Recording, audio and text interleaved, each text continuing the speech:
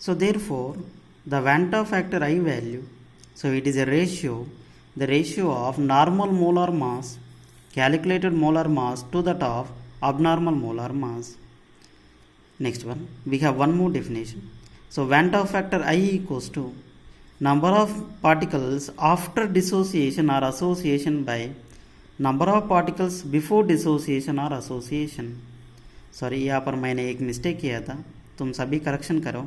तो पहले मैंने यहाँ पर बिफोर लिखा था, तो इसको आफ्टर लिखो। यहाँ पर पहला मैंने आफ्टर लिखा था, तुम इसको बिफोर करो, थोड़ा सा मिस्टेक हुआ था। सो डिसोसिएशन होने के बाद कितना पार्टिकल्स है, डिसोसिएशन के पहला कितना पार्टिकल्स है, एसोसिएशन होने के बाद कितना पार्टिकल्स है, टू दैट ऑफ एसोसिएशन के पहला कितना पार्टिकल्स है। तो ये रेशियो को हम आई वैल्यू बोल सकते हैं। So therefore, the calculated gram molecular weight GMWC to that of observed gram molecular weight। तो यहाँ पर Vanta factor को और एक भी वैल्यू यूज़ करते हैं, observed value of colligative property to that of calculated value of the colligative property। Now therefore we can say that in the association में कभी भी सभी मॉलिक्यूल एक साथ में आता है, इसी वजह से ग्राम मॉलिक्यूलर वेट्स बढ़ जाता। Abnormal molar mass, observed molar mass ज़्यादा रहता है compare to normal molar mass gram molecular weight. तो इसी वजह से तो यहाँ पर ऑब्जर्व्ड मोलर मास ज़्यादा है, नॉर्मल मोलर मास कम है। तो ये नॉर्मल मोलर बोलो तो नॉमिनेटर है, ये ऑब्जर्व्ड मोलर मास बोलो तो डिनोमिनेटर है। तो डिनोमिनेटर ज़्यादा है, नॉमिनेटर कम है। तो डिनोमिनेटर ज़्यादा हो गए तो आई वैल्यू कितना होता है, लेस देन 1 होता। So in association Vanta factor is less than 1। Dissociation में इसका रिवर्स है।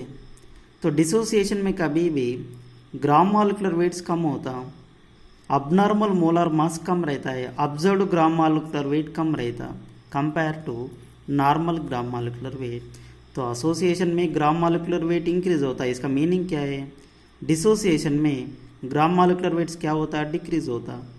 Observed gram molecular wait is less then the normal gram molecular weight. तो ये नॉमिनेटर ज़्यादा है, डिनोमिनेटर कम है। नॉमिनेटर ज़्यादा है तो इसका मीनिंग क्या है, I value must be more than 1। इसका वैल्यू 1 से ज़्यादा रहता। सॉरी, यहाँ पर मैंने कुछ मिस्टेक किया था, तुम्हारा नोट्स में करेक्शन करो। So I value must be more than 1। So therefore based on these values we can calculate the I value. Now let us consider one example. मैं एक NaCl ले रहा हूँ, सोडियम क्लोराइड। तो इसको मैंने पानी डालने के बाद वो डिसोसिएशन हो गया था, तो ये कैटायन एक एनायन दिया था। सोडियम +1, इसका सामने कुछ नंबर नहीं है, तो कुछ नंबर नहीं रहे तो एक नंबर रहता। तो ये कैटायन का नंबर ऑफ मोल्स कितना है, 1। यहाँ पर पॉजिटिव चार्ज कितना भी रहने तो वो इम्पॉर्टेंट नहीं है, इसका number of moles he important है। यहाँ पर क्लोरीन के सामने कुछ नंबर नहीं है तो एक नंबर रहता, तो इसका मोल्स कितना है, 1। तो प्रोडक्ट्स का मोल्स कितना है, पूरा 2। रिएक्टेंट का एक ही है, तो प्रोडक्ट्स का 2 है, रिएक्टेंट का 1 है, 2/1 2। तो NaCl का Vanta फैक्टर कितना है, 2, इफ़ इट इज़ 100% डिसोसिएशन। तो I value for NaCl is 2। Potassium chloride का लिखेंगे हम, तो इसका नंबर ऑफ मोल 2 है, इसका सामने 1 है, इसके सामने 1 है, प्रोडक्ट्स का 2 है, रिएक्टेंट का 1 है, इसके सामने कुछ नंबर रहे तो एक नंबर रहता। सो 2/1 बोलो तो 2 है। तो पोटाशियम क्लोराइड का Vanta फैक्टर 2 है।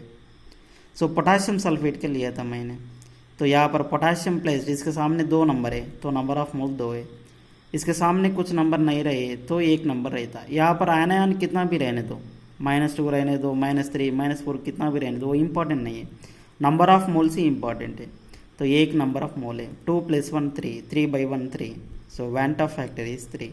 So therefore number of moles of products divided by number of moles of the reactants, therefore is nothing but the Vanta factor only.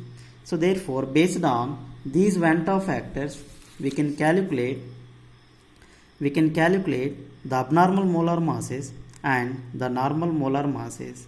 So therefore we can say that the Vanta factor, so it depends on the dissociation or association। ये dissociation पे association पे dependent होता है। तो dissociation में कभी भी I value 1 से ज़्यादा रहता, तो NaCl डिसोसिएशन हो गया था, इसका वैल्यू 2 आ गया था, मोर देन 1। पोटाशियम क्लोराइड डिसोसिएशन हो गया था, इसका आई वैल्यू 2 आया था, मोर देन 1। पोटाशियम सल्फेट डिसोसिएशन हो गया था, इसका आई वैल्यू 3 आ गया था, मोर देन 1। तो डिसोसिएशन में आई वैल्यू बढ़ जाता है, एसोसिएशन में आई वैल्यू कम होता।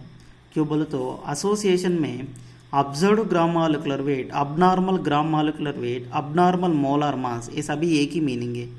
अबनॉर्मल मोलर मास, इसका मास ज़्यादा रहता, नॉर्मल कम रहता है, इसी वजह से आई वैल्यू लेस देन होता। नॉमिनेटर कम है, डिनोमिनेटर ज़्यादा है, तो आई वैल्यू लेस देन 1 है। बट डिसोसिएशन में नॉर्मल ज़्यादा है, अब नॉर्मल कम है, तो आई वैल्यू 1 से ज़्यादा रहता। Thank you.